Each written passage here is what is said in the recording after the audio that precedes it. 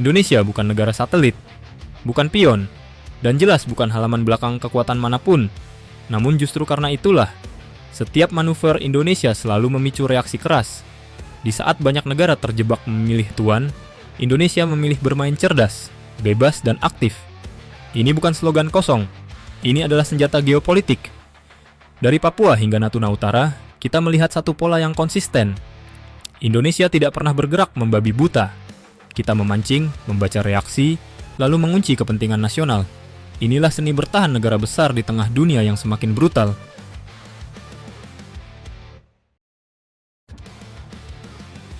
Bebas aktif, doktrin yang membuat Indonesia sulit ditundukkan. Politik luar negeri, bebas aktif bukan warisan usang era Soekarno. Ia justru semakin relevan ketika dunia kembali terbelah. Bebas berarti Indonesia menolak dikunci fakta militer. Aktif berarti Indonesia tidak diam ketika kepentingannya diganggu. Yang sering disalahpahami, bebas aktif bukan sikap netral tanpa sikap. Ini adalah posisi sadar sebagai negara besar yang tahu kapan harus mendekat, kapan harus menjaga jarak, dan kapan harus mengirim sinyal keras tanpa menyalakan api konflik. Artinya jelas, Indonesia tidak mau diperintah, tapi juga tidak mau diisolasi. Kita masuk ke semua meja perundingan, namun duduk dengan kepala tegak. Di abad ke-21, bebas aktif adalah tameng sekaligus pisau, melindungi kedaulatan, sekaligus menekan balik siapapun yang mencoba mengganggu.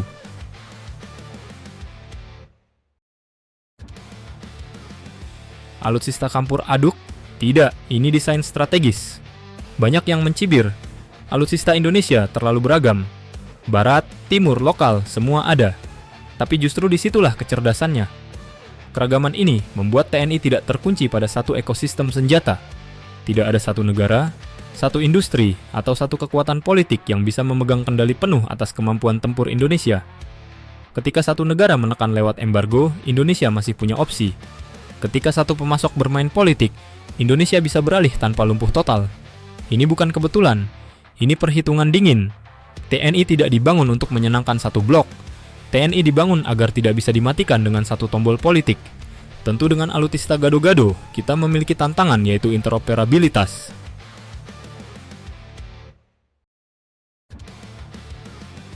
Latihan militer. Pesan keras tanpa tembakan. Indonesia bebas berlatih dengan siapapun. Hari ini dengan Barat, besok dengan Timur, lusa dengan mitra regional. Semua sah. Bagi Indonesia, latihan militer bukan sekadar meningkatkan kemampuan tempur. Ia adalah instrumen komunikasi strategis. Setiap latihan mengirim pesan. Indonesia siap bekerja sama, tetapi tidak pernah menyerahkan kemandirian. Jaringan latihan ini menciptakan efek berlapis. Perwira TNI memahami banyak doktrin, banyak negara memahami karakter TNI. Dan semua pihak sadar, Indonesia bukan kekuatan yang asing atau mudah ditebak. Latihan ini membangun deterrence tanpa suara tembakan, namun dampaknya nyata.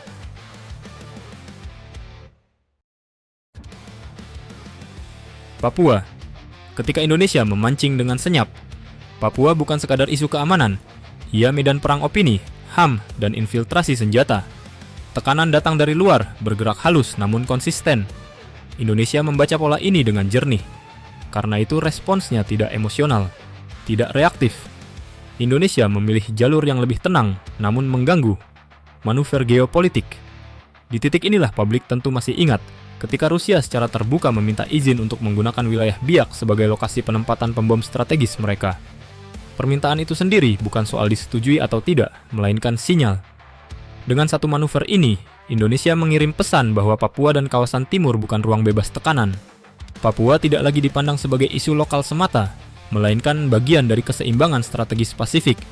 Ini bukan eskalasi militer, ini eskalasi kalkulasi lawan.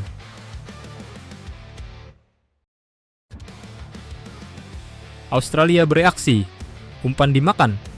Australia paham betul arti jarak. Bagi Canberra, Darwin adalah jantung pertahanan utara. Setiap perubahan dinamika di Papua dan Pasifik langsung memengaruhi rasa aman nasional mereka. Karena itu, ketika isu permintaan Rusia untuk menempatkan pembom strategis di Biak mencuat, reaksinya bukan biasa-biasa saja. Australia langsung bersuara keras, nada berubah. Kekhawatiran muncul ke permukaan. Bagi mereka, ini bukan soal Indonesia dan Rusia. Ini soal jarak ribuan kilometer yang tiba-tiba terasa terlalu dekat dengan jantung pertahanan Australia. Dan disinilah kecerdikannya. Indonesia bahkan tidak perlu membangun pangkalan asing. Cukup satu manuver diplomasi pertahanan, dan pesan sudah sampai. Indonesia sedang berkata, jangan main api di wilayah yang kami anggap vital.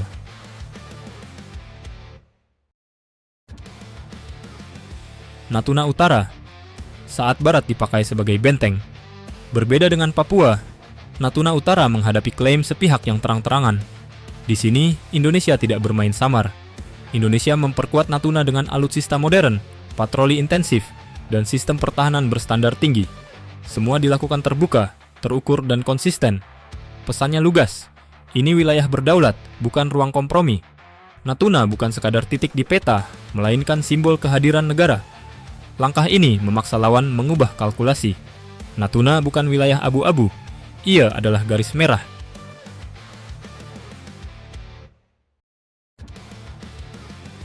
Musuhmu kawanku, realisme tanpa basa-basi.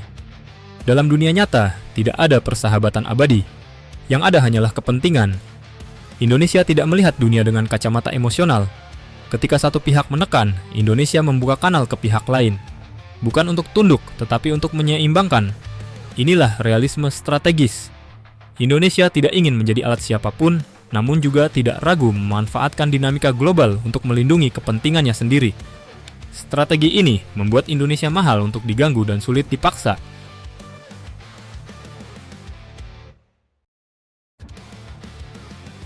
Harga menjadi non-blok, harus kuat atau dipermainkan, namun bebas aktif bukan sihir.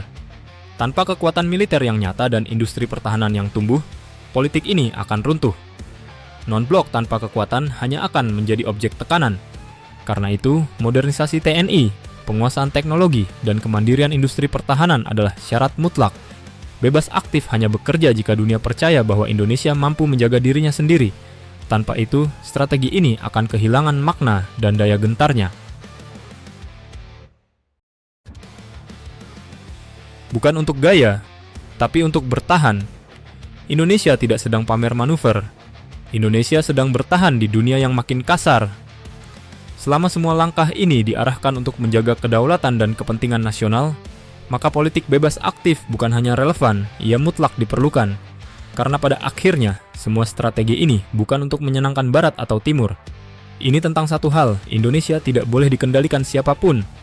Terima kasih telah menonton. Jika ada analisa atau data kami yang keliru, silahkan sampaikan di kolom komentar. Sampai jumpa di analisa berikutnya.